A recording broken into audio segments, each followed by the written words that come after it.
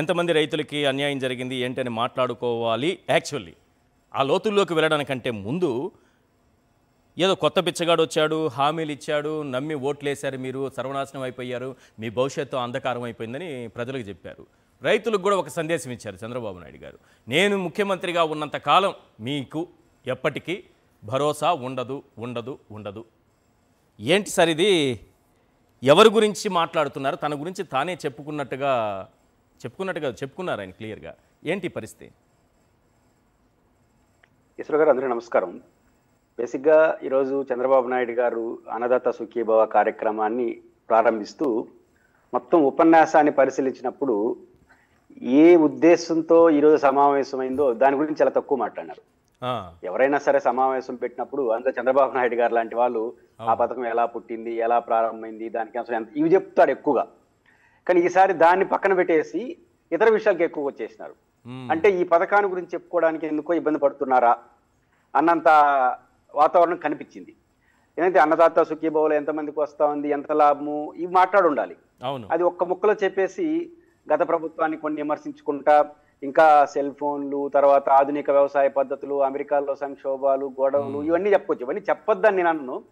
ఏ ఉద్దేశంతో ఈరోజు సమావేశం పెడితే దాని టాప్ ప్రయారిటీ ఇచ్చి ఉండాలి.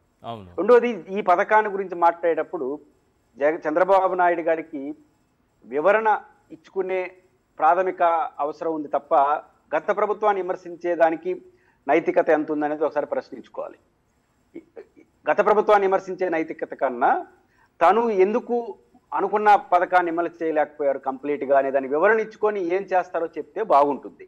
ఉదాహరణకు గత ప్రభుత్వంకి ఈ ప్రభుత్వానికి వ్యత్యాసం కూడా చూడాలి ఈశ్వర్ గారు.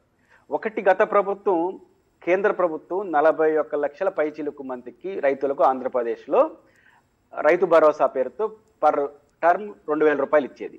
కానీ ఆంధ్రప్రదేశ్లో అది 53 లక్షల మందికి లబ్ధిదారులు వచ్చారు. ఎలా వచ్చారు? దాదాపు 11 లక్షల పైచిలుకు. అంటే కేంద్ర ప్రభుత్వం ఇచ్చే దాంట్లో కొన్ని షరతులు, ముఖ్యంగా కౌలు రైతులు ఇట్లాంటి వాళ్ళకి లేదు. కానీ జగన్మోహన్ రెడ్డి గారు చొరవ తీసుకొని మిగతా 11 లక్షలకు కూడా తను రాష్ట్ర ప్రభుత్వం డబ్బులు వేసుకొని ఈ 13,500 రూపాయలు రైతు భరోసా ఇచ్చింది.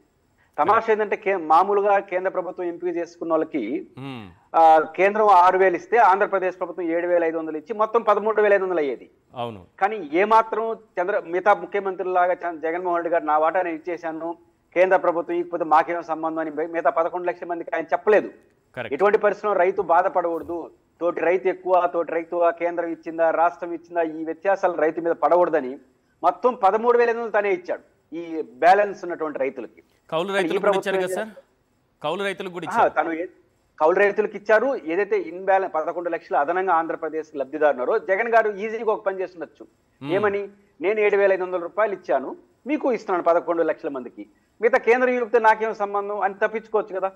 అలా తప్పించుకుంటే ఆత్మన్యూన్యత భావం వస్తుంది రైతుల్లో. పక్క రైతుకేమో 13,500 వచ్చి కేంద్రం రాష్ట్రం అనే తేడాలు ఉండకూడదు.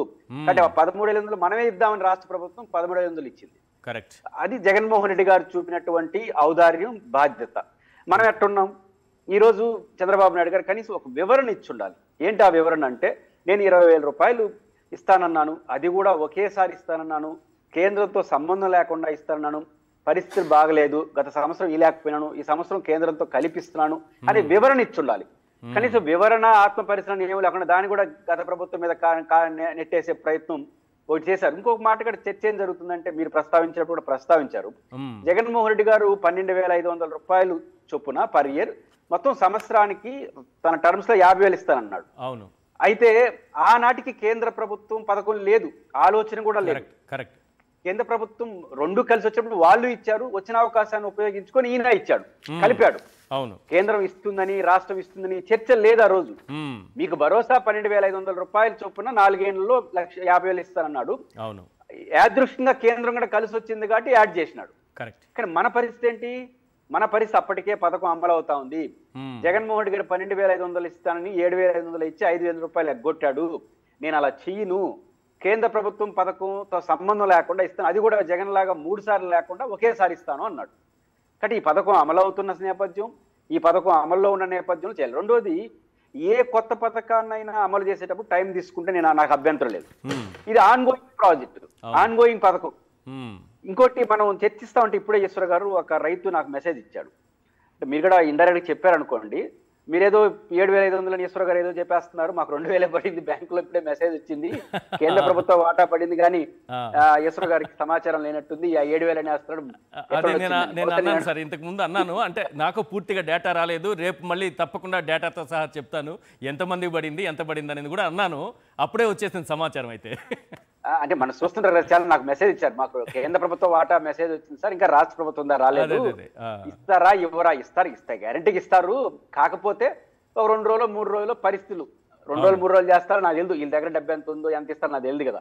అంటే అర్థం ఏంటంటే కేంద్ర ప్రభుత్వం ఇచ్చేటప్పుడు ఇచ్చేస్తే మామ అనిపించుకోవచ్చు కదా. అవును. ఇప్పుడు లేకపోతే ఏమవుతుందంటే నెల తర్వాత డబ్బులు వచ్చినప్పుడు ఇస్తే మీరు సపరేట్ అనిపోతుంది, అందువల్ల జాగ్రత్తగా ఇచ్చినట్టు ఉన్నారు. కానీ ఇంకా చాలా మందికి అందులో బహుశా 2 రోజులకి ఇస్తారో 3 రోజులకి ఇస్తారో చూడాలి. నేను ఏమంటున్నానంటే ఈ మొత్తం పథకంలో ఈరోజు 41 లక్షల మంది, 41 లక్షలు 4 లక్షలు పెంచారు మీరు టెక్నికల్ గా, అంటే కేంద్ర ప్రభుత్వం ఇచ్చేదానికన్నా. కానీ జగన్ గారు 11 లక్షలు పెంచి కేంద్ర ప్రభుత్వంతో సమానంగా ఇచ్చారు. రెండో పాయింట్ ఇక్కడ నాకు ఆందోళన కలిగించే అంశం ఏంటంటే ఈశ్వర్ గారు, మీరు 46 లక్షలు ఇచ్చారు, 6 లక్షల పైచీలకు మంది నష్టపోయినట్టుగా ఏ పద్ధతిలో పోని.